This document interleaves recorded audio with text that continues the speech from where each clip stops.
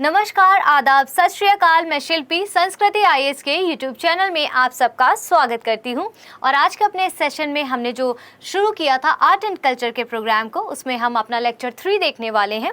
Last 2 videos में हमने 2 lectures को डिस्कस किया था। यदि आपने वो लेक्चर्स नहीं देखे हैं तो जाके पहले उन लेक्चर्स को देख लीजिए, ताकि जब आप ये लेक्चर देखें तो बेहतर उसको समझ सकें। ठीक है, तो चलिए शुरू करते हैं। आज देखते हैं आज के अपने लेक्चर में क्या होने वाला है, क्या हम पढ़ने वाले हैं। देखिए, आज हम इसमें स्तूप पढ़ने वाले हैं। लास्ट वीडियोस में हमने आपको हड़प्पाई स्थापत्य कला के बारे में बताया था, और आज हम स्तूप स्थापत्य कला को देखेंगे। तो पहले हम ये समझते हैं, मैंने लास्ट वीडियो में भी बताया था कि स्थापत्य कला क्या होती है।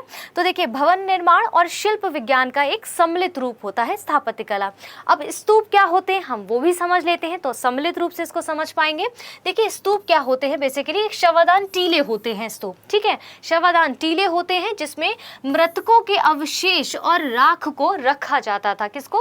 मृतकों के जो अवशेष होते थे या जो राख होती थी उनको इसमें जो है वो रखा जाता था। आप देखेंगे जिन्हें बौद्ध द्वारा लोकप्रिय बनाया गया है इन स्तूपों को। ठीक है, इसके बाद देते हैं कि बुद्ध एक जो है, ये जो स्तूप है एक बौद्ध स्मारक है जिसका निर्माण महात्मा बुद्ध और उनके शिष्यों से संबंधित जो उनके अवशेष थे, जिसमें जो पवित्र अवशेष थे, देखते हैं उसमें अस्थियां हो गया, दंत हो गया, नख हो गया, केश हो गया, इत्यादियों के ऊपर बुद्ध के जीवन से जुड़े स्थलों पर इनका जो है उपयोग किया जाता था। इन अवशेषों को वहां पर रखा जाता था। बेसिकली इनका निर्माण किसके लिए किया गया था? महात्मा बुद्ध और उनके शिष्यों के अवशेषों को रखने के लिए। क्लियर हो गया है? चलिए अब हम आगे देखते हैं।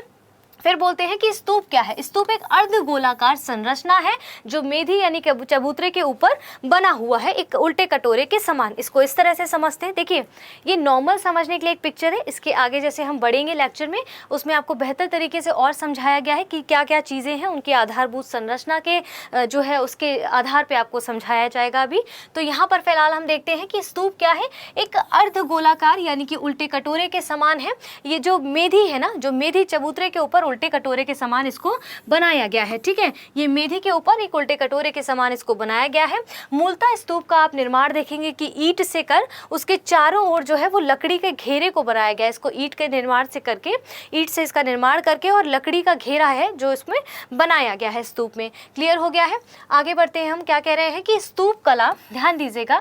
अब देखिए, स्तूप बनाई गई, कला बनाई गई है, तो किस लिए ये जो है इसकी अभिव्यक्ति क्या है, क्या इसकी अभिव्यक्ति होती है? जैसे परंपरा हो गया, दर्शन हो गया और लोक विश्वासों की एक ही अभिव्यक्ति है इसको। ठीक है, ये स्पष्ट हो गया है। देखिए, इस तरह के जो शब्द है ना, यदि हम मेंस में इस्तेमाल करेंगे अपनी आंसर राइटिंग में, तो आंसर जो है आपका बेहतर दिखेगा, है ना। तो यहाँ पर क्या लिखा है? स्तूप कला जो है वो परंपरा, दर्शन और लोक जो है वो लोक अभिव्यक्ति को यहाँ पर दर्शाता है, लोक विश्वासों की अभिव्यक्ति को दर्शाता है। मौर्य काल से पूर्व की यदि हम बात करें, बुद्ध के अवशेषों में आप देखेंगे जो बुद्ध के अवशेषों पर निर्मित स्तूप किए गए थे वो 8 थे, जिसमें से वर्तमान में मात्र पिपर हवा स्तूप के ही अवशेष प्राप्त हुए हैं। देखिए, 8 स्तूप जो थे वो बनाए गए थे उस समय, और इसमें दिखाते निर्मित किए गए थे। उन अवशेषों में से मात्र वर्तमान में पिपर हवा स्तूप के ही अवशेष अभी तक जो है वो प्राप्त हुए हैं। यदि हम देखते हैं कि स्तूप निर्माण की बात की जाए तो इसका जो वास्तविक कार्य था वो मौर्य सम्राट अशोक के समय से ही शुरू हुआ था। अशोक के शासनकाल में आप देखेंगे लगभग 84,000 स्तूपों का निर्माण कराया गया था। तो सबसे ज़्यादा निर्माण आप देखते हैं कि अशोक के शासनकाल में ही स्तूपों का निर्माण हुआ था, जिसमें 84,000 स्तूपों का जो है वो निर्माण कराया गया था। ठीक है, ये चीज़ें देखिए, फैक्ट्स भी क्लियर होते जा रहे हैं। इससे क्या होगा, यदि आपकी मेंस में इस प्रकार के कोई क्वेश्चन आते हैं जिसमें आपको स्तूपों के बारे में पूछा जाए, या हम पीटी की यदि बात करें, तो वहां पर देखिए इस तरह के प्रश्न हो सकते हैं। स्टेटमेंट्स दे दिए जाए कि सबके किसके शासनकाल में सबसे ज्यादा इस तरह के जो है वो स्तूप बनाए गए थे, तो हम यहाँ पर अगर पढ़ा होगा तो हम करेक्ट आंसर चूज करने में वहां पर कैपेबल हो सकेंगे। चलिए, अब हम क्या आते हैं, इसकी आधारभूत, स्तूप की आधारभूत संरचना क्या है, इसके अंग क्या क्या है। अभी मैंने बताया था, जैसे यहाँ पर आपने पिक्चर में क्या देखा था, ये तो थोड़ा सा देखिए समझने के लिए एक मतलब माइंड में सेटअप करने के लिए कि स्तूप अच्छा दिखता कैसा है, काइंड ऑफ, तो वो चीज हमने यहाँ पर देख ली पिक्चर के थ्रू। अब मेंस के एस्पेक्ट से अगर हम समझे या हम पीटी के एस्पेक्ट से भी समझे, तो हम इसको कुछ इस तरह से समझेंगे, जो इस तरह से पिक्चर रहेगा आपका, ये रहा। बेसिकली ये नॉर्मल तरीके से आपको समझाने की कोशिश की गई है। स्तूप के आधारभूत अंग क्या क्या है, उनकी संरचना कैसी है, उसका इंफ्रास्ट्रक्चर कैसा है, सारी चीज़ों को हम समझेंगे। जो ये वर्ड्स लिखे हुए हैं ना, वो क्या शब्द हैं, किसको इंडिकेट करते हैं, इसका मतलब क्या है, वो सारी चीज़ें हम डिटेल में समझेंगे। आइए पहले हम यहाँ वापस चलते हैं। यहाँ पर कह रहा है स्तूप स्तूप की आधारभूत संरचना यानी कि उसके अंग की बात की गई है। स्तूपों पर 3 छत्र होते हैं, घबराइए नहीं, अभी बताऊंगी। इन छत्रों को जो ये प्रतीक है, 3 रत्न जो प्रतीक हैं, वो किसी ना किसी के को इंडिकेट करते होंगे, उसके पीछे का कोई एक अर्थ होगा। फॉर एग्जाम्पल आप देखेंगे जब आगे तो कुछ इस तरह की पिक्चर आपको मिलेगी, जो अभी अंड की पिक्चर होगी, जो स्तूप की पिक्चर होगी, उसमें आप देखते हैं यहाँ पर यष्टि होगी और उसके ऊपर 3 जो है वो इस तरह से कुछ छत्र बने होंगे, ठीक है। तो इन तीनों छत्रों का जो प्रतीक है वो किस चीज के प्रतीक है समझिएगा। ये 3 छत्र आप देखेंगे बुद्ध, धम्म और संघ के, यानी कि समुदाय के प्रतीक है। किसके? बुद्ध, धम्म और संघ के ये प्रतीक है। बुद्ध, धम्म और संघ के ये प्रतीक है। आइए पिक्चर से समझते हैं। यहाँ पर देखिए क्या लिखा हुआ है, ये छत्र है आपका। ये 3 जो गोले बने हुए हैं ये क्या है? आपके छत्र है। और इसके बीच में जो एक स्टिक जा रही है ये वाली, ये क्या होता है? ये यष्टि होता है। इन शब्दों के अर्थ हैं, इसको ध्यान से समझिए, आगे आपको और बेहतर तरीके से समझाने की कोशिश करूंगी मैं। यहाँ पर से पिक्चर दिया गया है, इसको आप दिमाग में फिट कर लीजिए। अगर इस तरह से कुछ समय मिलता है आपको मेंस आंसर राइटिंग में तो आप पिक्चर्स को बना सकते हैं, ठीक है। तो यहाँ पर क्या दिया गया? ये छत्र हो गए आपके, इसके बीच में जो ये चीज़ आपको लाइन दिख रही है वो आपकी क्या है? ये आपकी यष्टि है, ठीक है। इसके बाद हम नीचे आते हैं। ये आपका हिस्सा क्या होता है? ये हर्मिका होता है। और ये स्तूप का, किसी भी स्तूप का सबसे इंपॉर्टेंट पार्ट कहा जाता है, क्या है? ये हर्मिका है। मैंने ऐसा क्यों कहा? ये महत्वपूर्ण है, ये भी मैं अभी आगे बताऊंगी आपको, ठीक है। ये क्या है? मैंने बताया था अर्धगोलाकार, ये अंड होता है, यहाँ पर लिखा हुआ है। इसके बाद आप देखेंगे ये जो हिस्सा होता है अंड और इस रेलिंग के बीच में, इसको क्या कहते हैं? प्रदक्षिणा पथ कहते हैं। वो क्यों कहते हैं? क्योंकि यहाँ पर परिक्रमा लगाई जाती है, इसलिए इसका नाम क्या है? ये प्रदक्षिणा पथ है, ठीक है। ये आपकी मेदी होता है, मेदी को हम चबूतरा भी कहते हैं। क्या कहते हैं? इसको चबूतरा भी कहा जाता है, ठीक है, इसको चबूतरा भी कहा जाता है। इसके बाद आप देखेंगे कुछ इस तरह की रेलिंग होती है, उसको वेदिका कहा जाता है। और जो ये द्वार होता है, जिसको हम नहीं बोलते हैं तोरण, तोरण है ये द्वार, क्या है? इसको तोरण बोला जाता है। समझ आ गया? स्पष्ट हो गया एक एक चीज़ है आपको। आइए अब हम आगे बढ़ते हैं, इसके जो आधारभूत संरचना है उसके मतलब को जान लेते हैं कि ये जो नाम लिखे हुए हैं इसको इतना हाईलाइट क्यों किया गया, इसके पीछे की कहानी क्या है ना, वो भी समझना जरूरी है। तो देखिए ये रहा आपके सामने आधारभूत संरचना इस पूरे स्तूप की। देखिए मैं इसको यहाँ पर जो लिखा हो मैं एग्जैक्टली आपको पढ़ के बता दूँ, ये आपको बहुत जगह मिल जाएगा, लेकिन हमें क्या करना है? हमें इसको समझना है, हमें इसमें अंडरस्टैंड करना है कि ये क्या क्या है, ताकि जब हम इसका चित्र बनाएं मेंस आंसर राइटिंग में या पीटी में भी, मान लीजिए मैच ऑफ द फॉलोइंग में आपसे पूछ सकते हैं, कुछ इस तरह के प्रश्न बनते आ रहे हैं और बनेंगे भी आगे, है ना। तो देखिए कुछ इस तरह से, देखिए ये आपका अंड हो गया, यानी कि स्तूप का ये अर्ध गोलाकार जो है वो हिस्सा हो गया। ये कुछ इस तरह से आप ये देखिए रफ है, वो थोड़ा फैंसी था जो आपने पीछे देखा था, तो यहाँ पर थोड़ा रफ बनाने के लिए, समझने के लिए।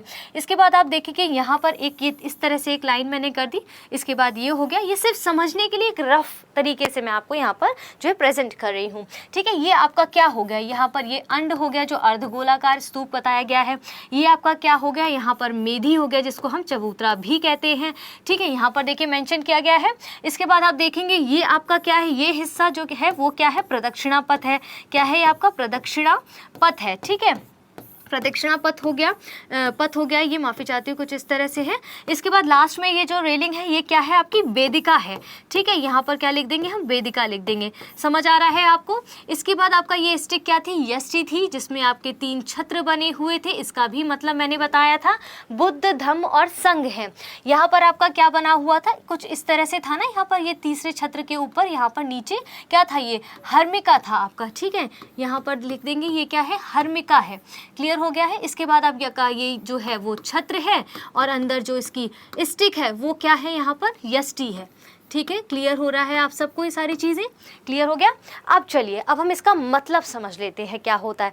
थोड़ा ख़राब सा दिख रहा है, मैंने बनाया कुछ ठीक सही से नहीं है।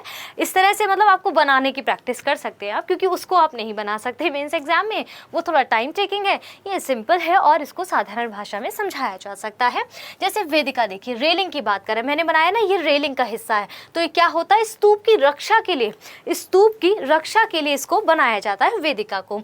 मेधी यानी कि चबूतरा क्या होता है, जिस पर स्तूप का मुख्य भाग आधारित होता है। ठीक है, स्तूप का मुख्य भाग मेधी पर जो है वो आधारित होता है, जिसको हम चबूतरा भी कहते हैं।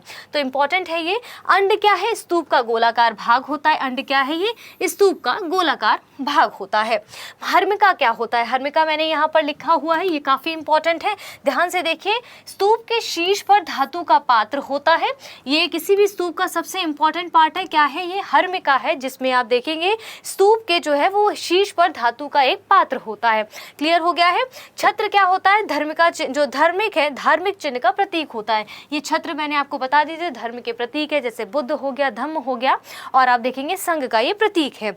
यष्टि क्या होता है, वो जो स्टिक, जिसपे ये स्टिक बोलेंगे, हम बोल सकते हैं ये जो डंडी है जिस पर ये छत्र आधारित है, उनको यष्टि बोलते हैं। इसका क्या है कि छत्र को सहारा देने के लिए, ठीक है, क्या है, ये छत्र को सहारा देने के लिए इस तरह से ये बनाया जाता है।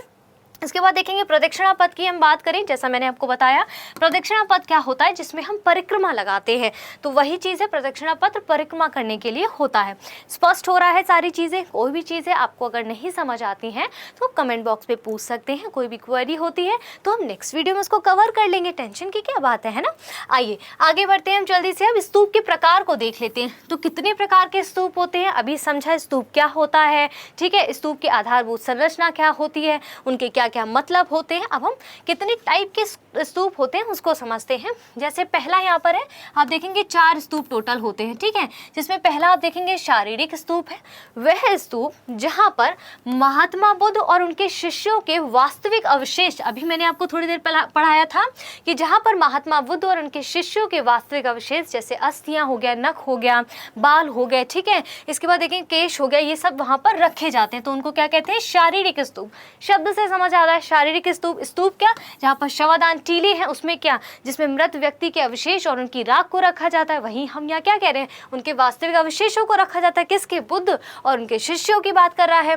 क्लियर हो गया है। पारिभौमिक स्तूप क्या होते हैं, देखिए वह स्तूप जहाँ पर बुद्ध द्वारा प्रयोग में लाई गई वस्तुओं, जैसे भिक्षा पात्र हो गया, चरण पादुका हो गया, आसन इत्यादि को वहाँ पर रखा जाता है, उसको क्या कहते हैं, पारिभौमिक स्तूप कहा जाता है।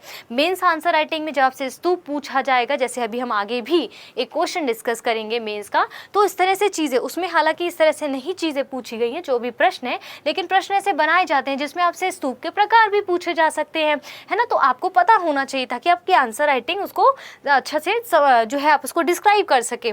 आइए अगला स्तूप देखते हैं। इसमें कह रहा है उद्देशिका स्तूप इसका एक प्रकार है, जिसमें कहते हैं कि वह स्तूप जिनका निर्माण महात्मा बुद्ध के जीवन की घटनाओं से संबंधित तथा उनकी यात्रा से पवित्र हुए स्थानों पर स्मृति के रूप में क्या हुआ है, स्मृति के रूप में किया जाता है। ऐसे स्थान को, जैसे आप देखेंगे, ऐसे स्थानों में बोध गया हो गया, लुम्बिनी हो गया, सारनाथ हो गया, कुशीनगर हो गया आदि में ये पाए जाते हैं। तो क्या है, उद्देशिका स्तूप जो है वो बनाए गए। ठीक है, अब देखते हैं इसमें संकल्पित या पूजार्थक स्तूप है। ये कैसे स्तूप होते हैं, किस प्रकार का स्तूप है कि जिनका निर्माण पूजा के उद्देश्य से, किसके उद्देश्य से, पूजा के उद्देश्य से किया गया था, और ये आकार में थोड़े छोटे होते हैं तथा बौद्ध तीर्थ स्थलों पर श्रद्धालुओं द्वारा, किसके द्वारा बनाए गए, बौद्ध तीर्थ स्थलों पर श्रद्धालुओं द्वारा स्थापित कराए जाते थे, जिनमें आप देखेंगे जो रम्मिनदेई हैं और इसके बाद सारनाथ स्तूप इसके प्रमुख उदाहरणों में से एक है। स्पष्ट हो गया है। अभी तक जितना भी आपने पढ़ा है उसमें प्रकार, आधारभूत संरचना, सारी चीजें कवर कर ली हैं। अब हम चलते हैं आज के अपने प्रश्न की ओर। देखिए इसमें क्या दिया गया है, यूपीएससी का मेंस क्वेश्चन है 2016 का। देखिए यहाँ पर आप क्या कर रहे हैं, टॉपिक पढ़ रहे हैं, क्वेश्चन को देख रहे हैं प्रीवियस ईयर के, ताकि आपकी एक समझ डेवलप हो सके कि चलो भाई हमने ये टॉपिक पढ़ लिया, अब इसमें क्वेश्चन कैसे बनता है। मेन मुद्दा क्या आता है, चीज़ों को पढ़ना समझने से ज़्यादा है कि उसकी प्रैक्टिस भी की जाए। तो प्रैक्टिस के लिए क्वेश्चन का पता होना चाहिए, उसकी प्रकृति के बारे में पता होना चाहिए। तो चलिए इसको कुछ हम इस तरह से समझ लेते हैं। प्रारंभिक बौद्ध स्तूप कला लोक वर्ण विषयों एवं कथानक को चित्रित करते हुए बौद्ध आदर्शों की सफलतापूर्वक व्याख्या जो है वो व्याख्या करती है। विशदीकरण दीजिए, इसको क्या करना है, एलोबरेट करना है। तो इसको इस तरह से तोड़ के हम पढ़ते हैं ताकि हम आंसर देने में इसको थोड़ा सा जो है वो कैपेबल हो सके। क्या पूछ रहा है कि प्रारंभिक बौद्ध स्तूप कला लोकवर्ण विषयों यानी कि जनमानस के जो विषय हैं उनकी बात की जा रही है, लोकवर्ण विषयों एवं कथानक को चित्रित करते हुए बौद्ध आदर्शों की सफलतापूर्वक व्याख्या करनी है। तो यहाँ पर कह रहा है जो प्रारंभिक के जो बौद्ध स्तूप कलाएं हैं उसमें लोक जनमानस की बात की जा रही है और कथानक को चित्रित करते हुए हमें बुद्ध के जो आदर्श हैं उनको दिखाते हुए किस तरह से बनाया गया, उन आदर्शों को किस तरह से उन चित्रों के द्वारा जो है वो सफलतापूर्वक व्याख्या की गई है, ताकि जनमानस के साथ वो जो है बुद्ध के जो ये धर्म है बौद्ध धर्म उसको प्रसारित और प्रचार किया जा सके। तो इस तरह से कुछ चित्र बनाए गए जिनके द्वारा उनको जो सिंबल के रूप में बनाया गया ताकि लोगों तक उसको जो है वो रीच की जा सके बेसिकली। ठीक है, यहाँ पर आपको क्या समझना है, पहले देखिए आंसर में आपको क्या लिखना होगा, पहले इंट्रो लिखना होगा। इंट्रो में आप क्या कर सकते हैं, या तो आप देखिए 2-3 तरह से इंट्रो लिख सकते हैं। पहला आप लिख सकते हैं यदि आप चाहे तो सिर्फ स्तूप कला के जो है वो लाइन को समझाते हुए एक लाइन में आप स्तूप कला लिख सकते हैं। यदि आपको स्तूप कला नहीं लिखना है तो आप यहाँ पर बौद्ध धर्म का जो है वो लिखते हुए उस तरह से 2 से 3 या 4 लाइनें लिखते हुए आप मेन बॉडी पर आ जाएंगे, क्या पूछा गया है ना। तो ये तो हो गया इंट्रोडक्शन पार्ट। इसके बाद अगर हम मेन बॉडी की बात करें तो आप इसमें क्या करेंगे कि बौद्ध स्तूप कला में क्या पूछा गया है, बौद्ध स्तूप कला में आपके लोक जनमानस यानी कि लोक तत्व और कथानक के बारे में हमें बताना है कि किस किस तरह से जो स्तूप है उनके जरिए कैसे जो है वो बौद्ध के आदर्शों को दर्शाया गया है, कैसे जो है जनमानस तक उनके मैसेज को वो है प्रदर्शित किया गया है। फॉर एग्जाम्पल जैसे स्तूप देखेंगे तो अब इसमें क्या होता है, स्तूप क्या है, किसी व्यक्ति की मृत्यु के पश्चात उसके अवशेषों और उसकी राख को उसमें रखा जाता है ना, ये सब चीज़ें हैं। तो वो बुद्ध के धर्म ने इसको अपनाया था स्तूप को, तो वहाँ पर उनके बारे में उस तरह का वर्णन मिलता है स्तूप के जरिए। फिर स्तूप में आप देखेंगे मैंने आपको स्तूप में यहाँ पर हर्मिका बताया था, तो हर्मिका में क्या था कि बुद्ध के अवशेषों को रखा जाता था। इसीलिए मैं कह रही थी कि स्तूप में जो हर्मिका वाला पार्ट है वो काफ़ी इंपॉर्टेंट हो जाता है। क्यों? क्योंकि आप देखेंगे कि जो बुद्ध के अवशेष हैं वो सिंबॉलिक के तौर पर यहाँ पर उनके अवशेषों उनके शिष्यों के अवशेषों को यहाँ पर रखा जाता था। स्तूप हो गया, हर्मिका हो गया, ये क्या है, लोक तत्व और कथानक को यहाँ पर दर्शाने के लिए इस तरह से इनका इस्तेमाल किया गया था। क्लियर हो गया है? अब हम आगे देखते हैं, इसको और समझते हैं। फॉर एग्जाम्पल आप देखेंगे जो स्तूप में वेदिका वाला पार्ट होता है, मैंने लास्ट में सबसे लास्ट में देखिए यहाँ पर वेदिका आपको दर्शाया था ना, तो वेदिका और जो प्रवेश द्वार है जो उनका तोरण द्वार हमने बताया था, तोरण द्वार का निर्माण पर आप देखेंगे जो करवाया गया उसमें विभिन्न प्रकार के लोक तत्वों का चित्र या मूर्ति के द्वारा उनको दर्शाया गया है, बनाया गया है। उसमें बुद्ध के जीवन से संबंधित जो है वो बौद्ध दर्शन को जोड़ता है। उसमें क्या क्या चित्रकारी की गई ताकि बौद्ध दर्शन को, बौद्ध के बारे में, बुद्ध के बारे में उसमें वहाँ पर चित्रकारी और मूर्ति को दर्शाया गया है, उसमें उनके द्वारा उसको बताया गया है। जैसे आप देखेंगे वृक्ष हो गया, कमल हो गया, इन सब चीज़ों का जो है चित्रण उनको मूर्ति के द्वारा वहाँ पर प्रदर्शित किया गया है। क्यों वृक्ष का नाम मैंने क्यों लिया यहाँ पर, आप देखेंगे बोधि वृक्ष जो है वो बुद्ध के जो है वो ज्ञान की प्राप्ति का प्रतीक है, बोधि वृक्ष है ना, तो उस वृक्ष को वहाँ पर बनाया गया। कहाँ पर? वेदिका और जो उसका तोरण द्वार है वहाँ की बात कर रही हूँ। यदि आप वहाँ देखेंगे कमल को चित्रित किया, क्यों? बुद्ध की शुद्धता का प्रतीक बताता है। कमल क्या है? उनके बुद्ध की शुद्धता का प्रतीक है। वहीं आप देखेंगे पशु पक्षियों के चित्रण को भी उकेरा गया है, जिसमें आप देखते हैं हाथी हो गया, सांड हो गया, शेर हो गया। क्यों? मैंने क्यों ही इन जो है वो पशु पक्षियों की बात की गई है, पशुओं की बात की। जैसे आप देखेंगे बुद्ध के जो धर्म के में देखेंगे हाथी जो है वो बुद्ध के गर्भ में आने का प्रतीक है। वहीं आप देखते हैं सांड जो है वो बुद्ध के यौवन का जो है वो प्रतीक है। वहीं आप देखते हैं शेर क्या है? बुद्ध की शक्ति और जो है वो बुद्ध के संरक्षक का एक प्रतीक है। तो इस तरह से उसके चित्रों को उकारा गया है ताकि लोग उसके साथ कनेक्ट कर सकें और बुद्ध के आदर्शों को समझ सकें, उसको प्रचारित किया गया है उन चित्रों और उन मूर्तियों के द्वारा। वहीं आप देखेंगे नाग नागिन हो गया, यक्ष यक्षिणी हो गया, उनके द्वारा भी बुद्ध के धर्म के भाग के रूप में भी इसको दर्शाया गया है वहाँ पर। ये तो हो गया आपके लोक वर्ण विषयों की बात। यहाँ पर जनमानस के साथ किस तरह से उसके स्तूप हो गए, उनके वेदिका हो गए, उनके तोरण द्वार हो गया, ठीक है। उसके बाद आप देखेंगे कई सारी चीज़ें जिसमें इन तरह के चित्रों को उकेरा गया, इसकी कला को उकेरा गया ताकि लोगों के साथ इसको कनेक्ट किया जा सके बुद्ध के आदर्शों को। क्लियर हो गया? अब कह रहा है कि कथानकों को चित्रित किया गया। कथानक मतलब स्टोरीज की बात कर रहा है। किस स्टोरी की बात कर रहा है? जिसमें जातक कथाओं की बात की गई। जैसे आप देखेंगे फॉर एग्जाम्पल भरूच हो गया और जो सांची का स्तूप है उसमें बेसिकली बुद्ध के पूर्व जन्म की जो अवधारणा है उसके बारे में बात की जाती है, तो यहाँ पर कथानकों की बात की गई है। वहीं आप देखेंगे कि धर्म चक्र जो है वो धर्म चक्र जो 4 आर्य सत्य का प्रतीक है उसके बारे में भी वहाँ पर मेंशन किया गया है। ये तो रही मोटे मोटे मेन बॉडी की बात। आपको बेसिकली यहाँ पर जैसे लोक वर्ण विषय हो गए, कथानकों को चित्रित करते हुए बौद्ध आदर्शों को उन चित्रों के द्वारा वहाँ पर दर्शाया गया है। अब कंक्लूजन में हमें क्या लिखना होगा, उसके निष्कर्ष में क्या लिखना है कि भाई इन सब चीज़ों को स्तूप कलाओं में क्यों इसी तरह से चित्रों को, मूर्तियों को दर्शाया गया, क्यों? देखिए, ताकि बुद्ध के जो बौद्ध जो धर्म है उसका प्रचार किया जा सके, ठीक है, उन विषयों को और वस्तुओं को अपनाकर जो है वो लोगों तक, जनमानस तक उनको पहुँचाया जा सके। क्यों? बौद्ध धर्म का जो एजेंडा है, या हम बोल सकते हैं जो उनका एक थीम है। देखिए, इस तरह की कलाओं से बौद्ध धर्म में क्या हुआ कि बौद्ध कला ने जनमानस और लोक तत्वों को अपनाकर लोगों के साथ कनेक्ट करने की कोशिश की, या हम कह सकते हैं इस तरह से उनके बौद्ध धर्म का जो है प्रचार और प्रसार कंटिन्यू हो सका। इस तरह की चीज़ों के साथ हम कंक्लूजन कर सकते हैं अपने प्रश्न का, यानी कि निष्कर्ष हम निकाल सकते हैं, उसको निष्कर्ष में लिख सकते हैं। तो कुछ इस तरह से हमें लिखना होगा। यदि आप समझ पा रहे हैं तो अपनी आंसर राइटिंग प्रैक्टिस करिए रेगुलर। जो हम प्रश्न यहाँ देते हैं और जो छोटा सा ब्रीफ आपको समझाने की कोशिश करते हैं, यदि आपको इसमें कोई चीज़ ऐड ऑन करनी है तो आप हमें सुझाव दे सकते हैं, ताकि अगर आप चाहते हैं कि कुछ कुछ पॉइंट्स आपको लिख दें यहाँ पर, तो मैं वो भी करने की पूरी कोशिश करूँगी। ठीक है, तो इसी तरह से आप हमारे जो है चैनल पर बने रहें, हमारे साथ कनेक्ट रहें और हमारी वीडियोज़ को रेगुलर देखिए। देखिए, रेगुलरिटी जो है वो निरंतरता किसी भी चीज़ में बहुत आवश्यक होती है, क्योंकि आप कंटिन्यूटी किसी चीज़ में रखेंगे, उसी के साथ आप चीज़ों को समझ पाएंगे। जैसे पिछले लेक्चर्स को देखा होगा तो आप इसको भी बेहतर समझ पाएंगे। ठीक है, इसी के साथ आज सबसे मैं यहाँ पर अलविदा कहना चाहूँगी। कल फिर से मिलते हैं, तब तक ये सारी वीडियोस देख लीजिए, समझ लीजिए। कोई भी क्वेरी है आप कमेंट बॉक्स में पूछ सकते हैं, कोई सुझाव है तो आप हमें बिल्कुल दे सकते हैं। आपके सुझाव हमारे लिए काफ़ी महत्वपूर्ण होंगे, तो अपने सुझाव देते रहें। धन्यवाद।